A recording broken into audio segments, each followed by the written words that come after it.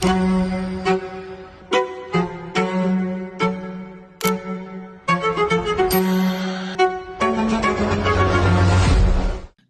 evening, everyone, and welcome to our second webinar that is powered by Stand with Crypto. And tonight we are going to be joined by Josiah from DeStore, the founder and CEO. Tonight we'll be jumping in talking about tokenizing the circular economy. But before we jump into the topic at hand, this particular series is powered by Stand with Crypto, which I'll talk about in just a moment. And this is our Australian Founders series where we're hearing from different projects based here in Australia. And tonight, D-Store is going to go through and give you a little bit of a rundown of what they are building and the problems that they are solving by applying blockchain technology.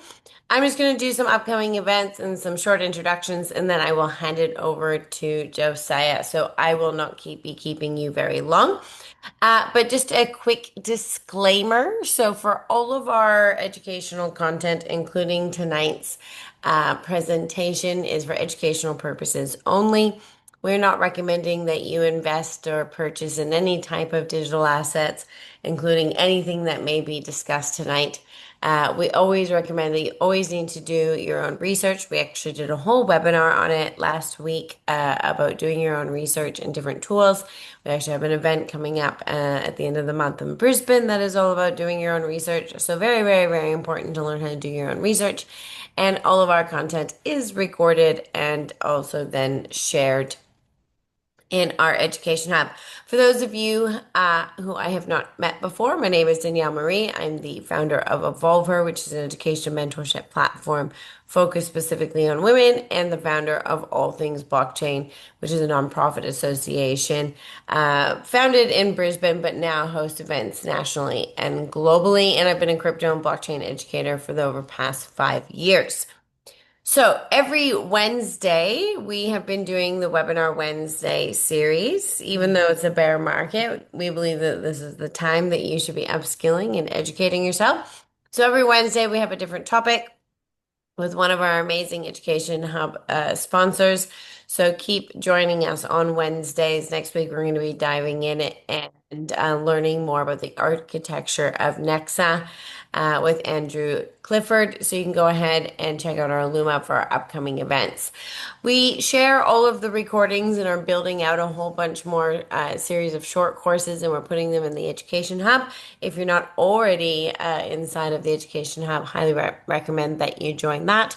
We also share links to events and information, and then an area where you can connect with other community members is through the Community Hub. So, just briefly, for those of you that don't know, All Things Blockchain founded it in November 2020, and we are run by a series of different sponsors. So, we always like to give a big shout out to our current sponsors, our 2026 sponsors. We've hosted events since November 2020, all over the world, mainly based in Brisbane. That's where our headquarters are. But we also do a whole series of online events as well. We became partners with Stand with Crypto. So for those of you that are familiar with Stand with Crypto, then this might be a little bit of a refresher for you. For those of you that are new and ended up on this call and don't know too much about Stand with Crypto, I'm going to give you a little bit of a rundown. So All Things Blockchain is a partner with Stand with Crypto Australia. And Stand with Crypto is actually a global movement. So it is all across the world. I think officially in four different countries. So the US, the UK, I believe it's Canada, and here in Australia.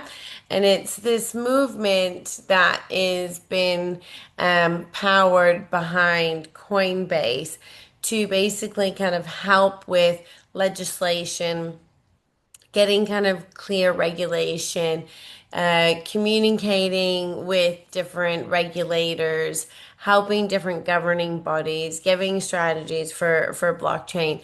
But for starting with crypto Australia, it's obviously very particular to the Australian economy and ecosystem. So some of the progress that they've had with Stand with Crypto is they've been on a mission to have advocates. Now, advocates are people that have joined the movement. So if you haven't already, you can go and join the movement. I believe on the next slide, I've got a little bit of a QR code, or you just go Stand with Crypto Australia and you can join the movement. They have different types of campaigns that they've done. I believe the particular campaign at the moment is where they'll provide you like an actual letter that you can submit to your local MP. So all these types of activations are done by people that are advocates, people such as yourself, that participate to help kind of get some progress within the different industry bodies across Australia. They work with different industry partners. So, for example, Labris attended our event. They're one of their industry partners. So, they work with a series of different industry partners all across Australia, including all things blockchain, and host these events around the world, around Australia. So, if you want to learn more about the movement, how you can get involved, the different types of campaigns, if you are not based here in Australia, but you are somewhere globally, you can check out if there's a Stand with Crypto kind of movement and events that are nearby. Because, as I mentioned, it is a global movement. I know that we have a lot of people from all over the world that tune into these calls. So keep your eyes and ears open. It's not just based here in Australia, but we've obviously partnered with Stand with Crypto Australia. So please join the movement, get behind it. Regulation is super, super important. Getting kind of clear on different types of licensing and requirements is super important. But that is enough for me. Those are all the introductions. So I'm actually going to hand it over to the founder and CEO of DStore, Josiah. I am going to stop sharing my screen and I am going to hand it over to you. And I believe you should be able to take it away. Awesome.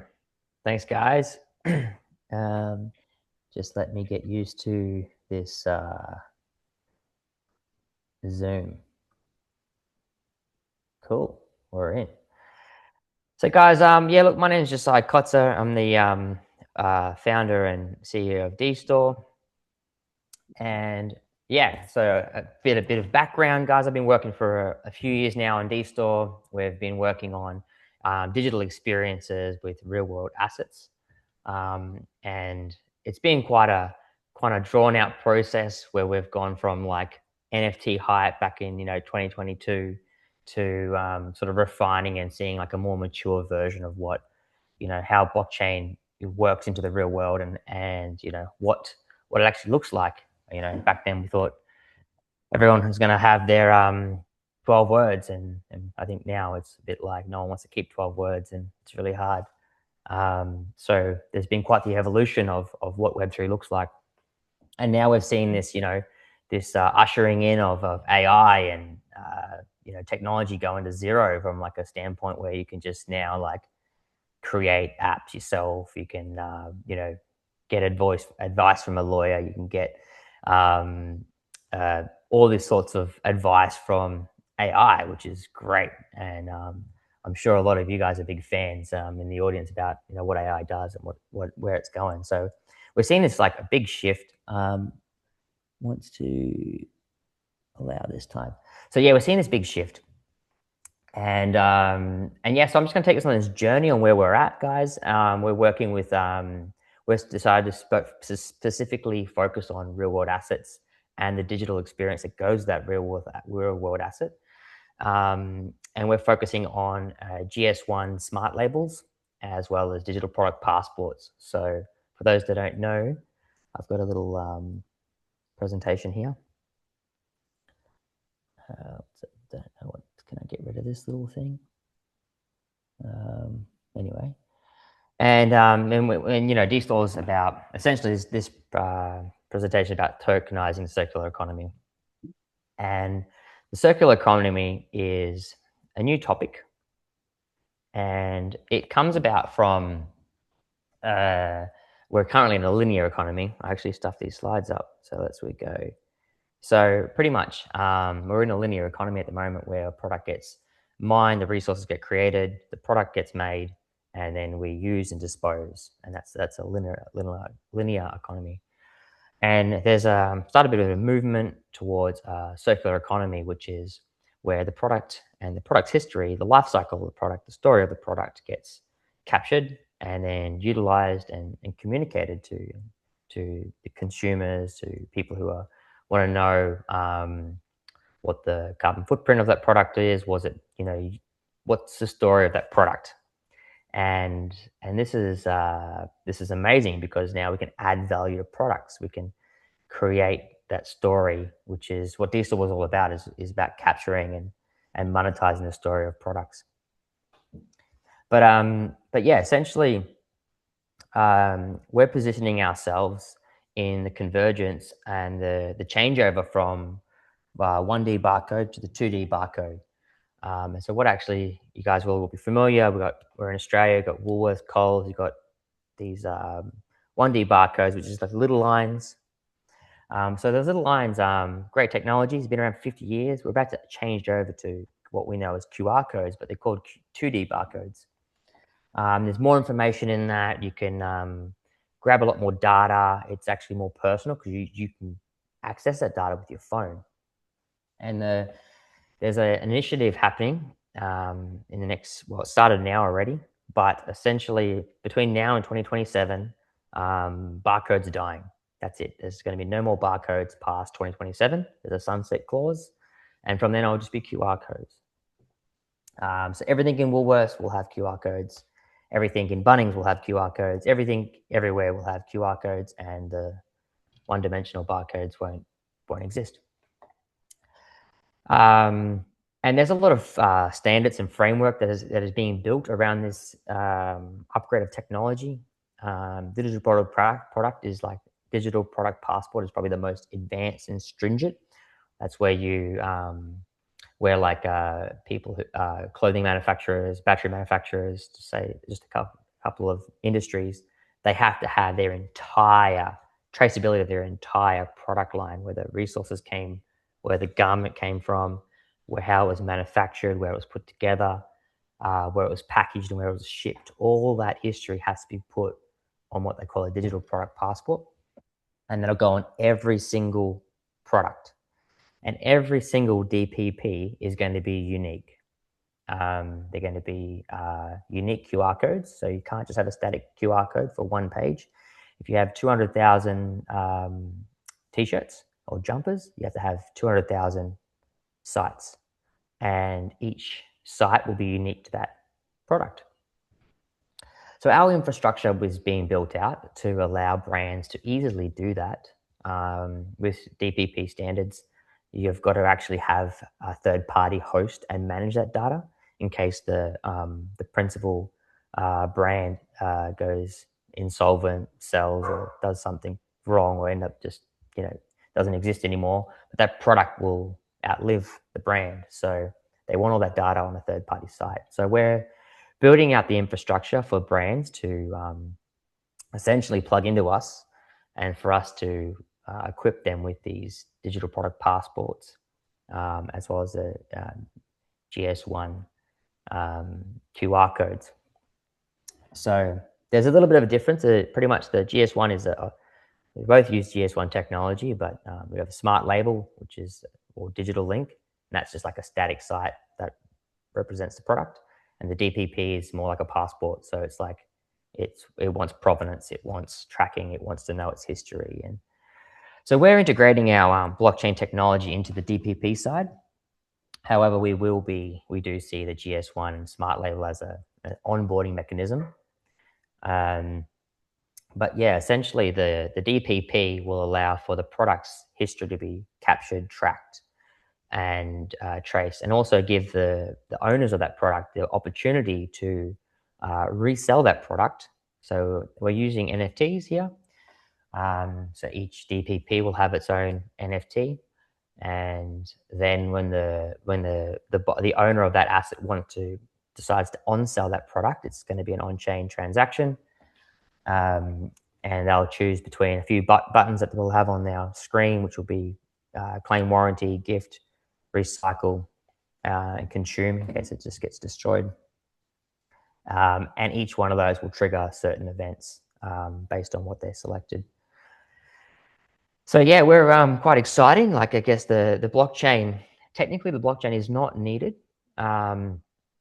However, for the resale of the product, the blockchain brings in certain qualities. You could do this all with your back end. However, the immutability of the blockchain, as well as the royalty share and tokenomics that can come into place for incentivization to help people contribute to the circular economy, that can only be done with a blockchain. And that's where we're seeing the unlock, is that it's going to really allow us to scale, as well as take USDC. So if you want to resell a product, our infrastructure will auto-generate ad for Facebook Marketplace, so you can just deploy that contract there, take a few, live photos, because obviously things go through wear and tear, and put that up for sale in a couple of clicks, which is quite exciting. So yeah, pretty much we're merging blockchain and AI, and AI is going to be essentially the front end to our interface, and blockchain will be the back end.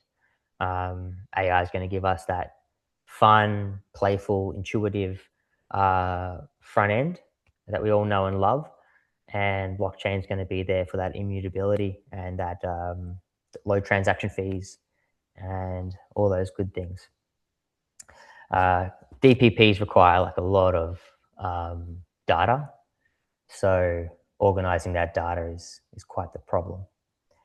So yeah, we're really excited. We're looking at every single brand in Australia and in Europe. Europe's pushing hard, in America. Europe's pushing the hardest at the moment. Will be pushed towards 2D barcodes. So we're seeing that we're getting in early, and we're merging these technologies to help speed it up.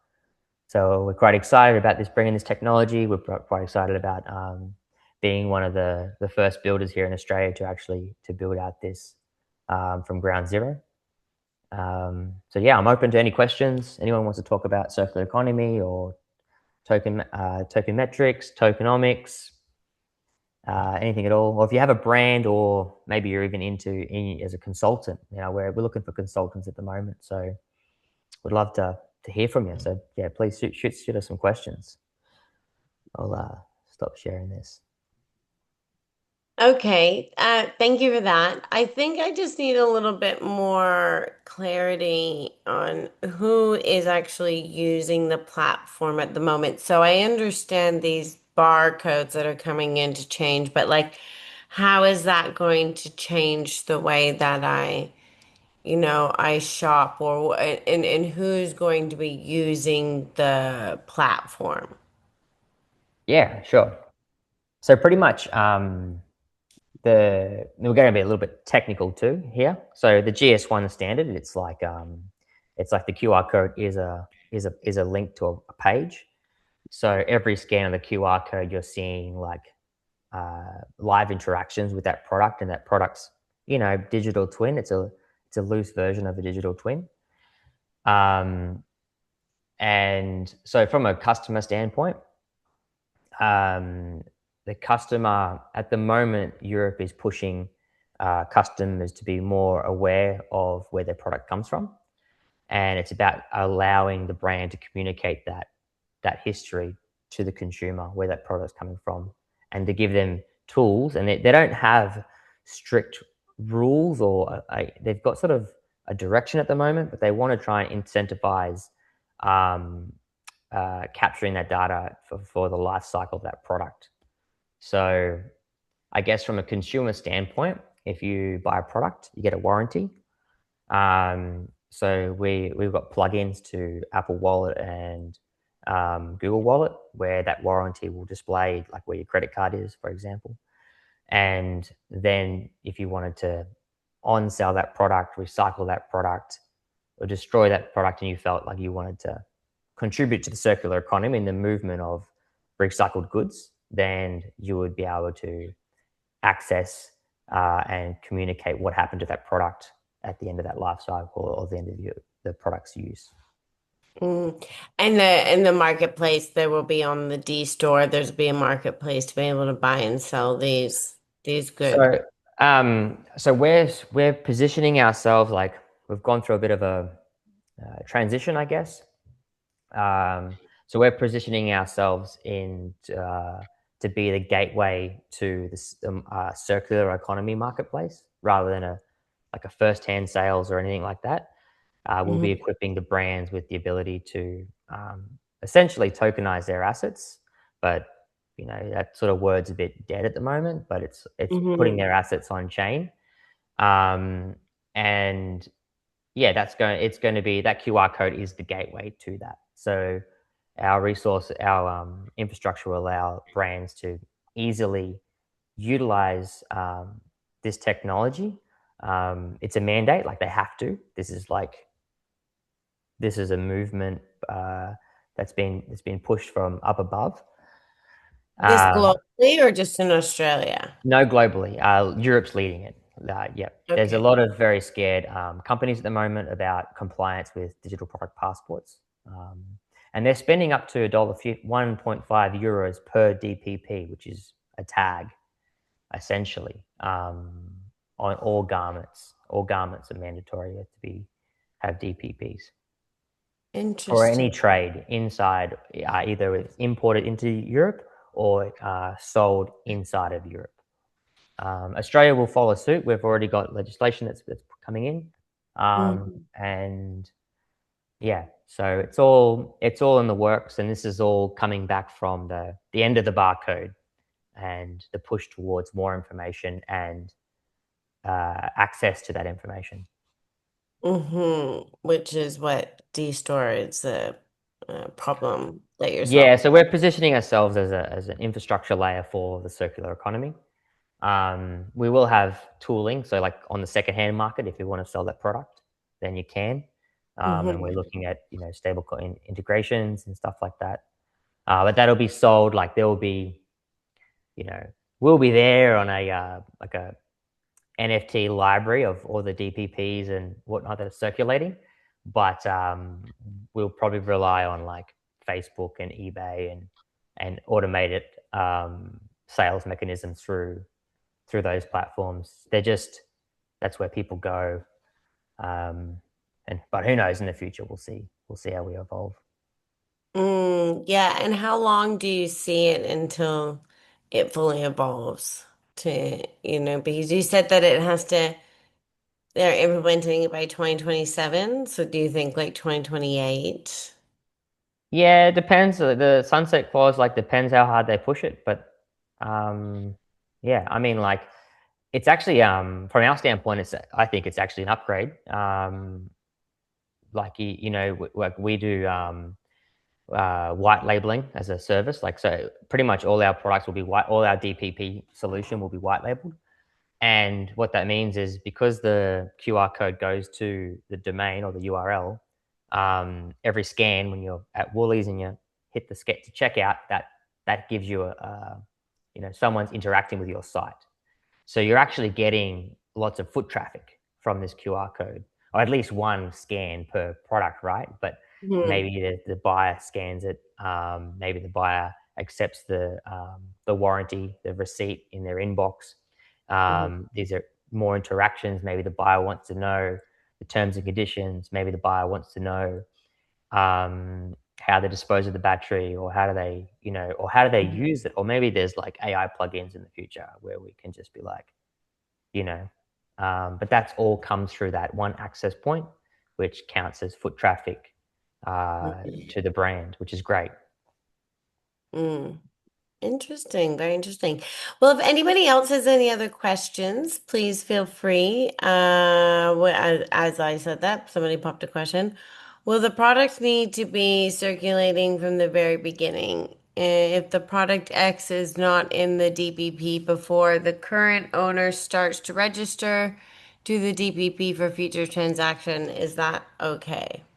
So DPPs will be mandatory in Europe for different industries, and they're coming like in like it's the garments and linen is first, and then it will. Sorry, batteries were first, but now it's like the push for any sort of clothing, shoes, etc. They're mandatory, so they're all getting DPPs. Like that's it. Otherwise, they're facing huge fines from the European Union to if they don't have it, and if they have can and will be audited, and then they're getting charged. I can't remember exactly what it is. It's something like between 10 and 20% of their gross revenue from that product if they don't comply with the audit or they work out that they're falsifying their origin of their product. So it's very serious. So all products will have the DPPs, um, and it's about what tools those DPPs have. And yeah, so from a circular economy standpoint, we're pretty much doing this all account abstraction. So there's going to be no, oh, I've got no gas. I'm on base layer 2, and I need to, like I just want to, I don't know, throw my shoes in the recycling tip. It's all account abstraction, and that all comes out of the DPP fee that we charge the brand. And in return for that, they get these toolings. Um, so the end user won't see anything different. Otherwise, they're contributing to the history or the provenance and the story of that product. And and yeah, potentially there's rewards coming in that, but maybe it's just about they just want to contribute to recycling and reusing resources and not just consuming them. And what's the current activities that are happening on your platform? So now that we're still in build mode at the moment, but essentially, like we allow a user a brand to create literally millions of these DPPs in batches. So if they want to have, so they can upload their information, we generate reports, allow them to do tracking analytics of the product, and then there's quite a process to the approval of the DPP. Like you got to have consultants going to sign off on certificates of authenticity and all this stuff. So we provide them with a platform to sign off, approve, and for that approval process to travel through the pipeline, and then for those digital links to be generated, uh, marketing data can be plugged into that too, um, and what do you call them, pixels, etc. And yeah, and then we can either dispatch, millions of tags that go along with the product, or they can just download the batches of QR codes, like millions of QR codes, because they're all unique, and they can place them on their labels. So we're talking all labels, can be printed labels, can be uh, laser etched, Because whatever. I am no clothing expert, so I may be wrong, but I didn't think that like barcodes, that like every t-shirt had a different, like it was They one don't. barcode for the same t-shirt, but No, like no, that's a part of the movement. So at the moment, it's one dimensional. So a barcode, each line represents a different number, like simply put. And the QR code, though, you get more data. That's where you can get the links from QR codes, and you can pack a lot more data in the QR code because it's two dimensional. mm-hmm, But this is only from this sunset clause, this GS1 movement that's being pushed. That each product will have a unique identity, mm-hmm. Yeah. and that's where the overlap with NFTs comes in. That's where yeah, I'm quite excited about putting all that data, or having the ability to put that data on chain, um, and to offer a nice, strong, resilient product to the brands. Mm. Yeah, you can definitely see some characteristics, even though, and you highlighted previously that, this implementation of this DVP and this change with this QR code, although you don't necessarily have to use blockchain, there's a lot of good characteristics and a lot of overlaps from implementing this technology, particularly with tracking provenance of products. So I think it's very cool. Mm. And excited to continue watching it unfold. If anybody else has any other questions, now is the time. You can either go ahead, pop them in the chat. You're more than welcome to be brave and unmute yourself. But we will wrap it up shortly. But thank you so much. If nobody else has any other particular questions, where is the best place for people to, stay up to date with things, changes, news, Oh, dates? yeah, good question. Where My do they get the alpha? gee, to be honest, my ex is pretty quiet at the moment. There's like little crickets in the background. Um, yeah, look, you can read out probably LinkedIn. I'm going to be pushing the hardest on LinkedIn. I am in there a fair bit. I'm in X a bit less at the moment, probably more on the LinkedIn side. I would say that I think at the moment, during the bear market, we're all going down to like just focus and build mode. Mm-hmm. Um, but yeah, look, I'd love the people to reach out, LinkedIn or X, DStore Network. Yeah. Feel free to have a little look, or if any of I'm in a lot of these regional chats in Australia, doing life well. My name, so if you want to reach out, just find me, tag me, ask Danielle or someone else or We Renee. shared your LinkedIn in the chat so people can connect with you there. So anybody that Yeah. wants to connect, we've already shared it in the Zoom chat. So Oh, you did already? yeah, we've already Okay, shared okay. it in the Perfect. chat. So thank you so much for your time. Thank you so much for sharing a little bit more about DStore. Thank you for everyone that One little question. Oh, yeah, yeah, go go for for it. it. Go. Uh, I've got a social, I do like social media marketing, but I sell digital products, right? Hmm. Is there any sort of way this would get involved with that? Like on Instagram and Um, TikTok, I kind of, I I have had some know. pay in Bitcoin, but Yeah, I've got some like a little side project that I'm working on that sort of ties in. We're doing some cool like payment links, because payment links is actually a part of what we need for this. mm, Um, so the payment links would work for sure. Um, but it's more of a, I don't know about the, not like really if a you want to digital sell a product product, thing. you can. Mm, The payment links are there, but the NFT side wouldn't really be needed. But these payment links will have USDC, maybe yeah, AUDD too. I was yeah, let's see. But that's a yeah, little bit further out. At the moment, we're looking for we've got to get our platform finalized, and then we're going for GS1 compliance. So there'll be approvals that will, and then once we do that, then we're doing our launch and etc. But sure.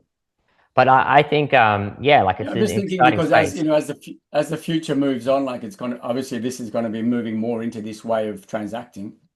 Yeah, I it mean, is, and and like you're gonna want probably, AI to buy things for you too soon. So, like we'll have like repurchase buttons. If you have a yeah, product and you want to rebuy it, you could just buy it straight off that receipt. Um, and all of this comes back into like this sort of payment links and whatnot, and mm, whether or not you're getting a product shipped to you or you're just buying it digitally. I guess the difference is you just don't add yeah, your address, but it's the yeah, it's the same sort of fundamentals. Yeah. yeah. But Okay, yeah, cool. feel free to reach out. And yeah, let's see where this goes. But Yeah, yeah, definitely pushing for that the automation that AI brings, and we're going to want to be like, hey, XYZ agent, buy me this or research yeah, this, and that's where that data collection and that's where that information is going to be sourced from through collections and their codes and their history and their provenance. So yeah. All right. No, yeah, Well, I'll have a think about that. thank you Yeah, so much. Thank you everyone who joined us tonight. Thank you, Josiah, for sharing that with us. Everybody enjoy the rest of your evening, and we'll see you next Wednesday.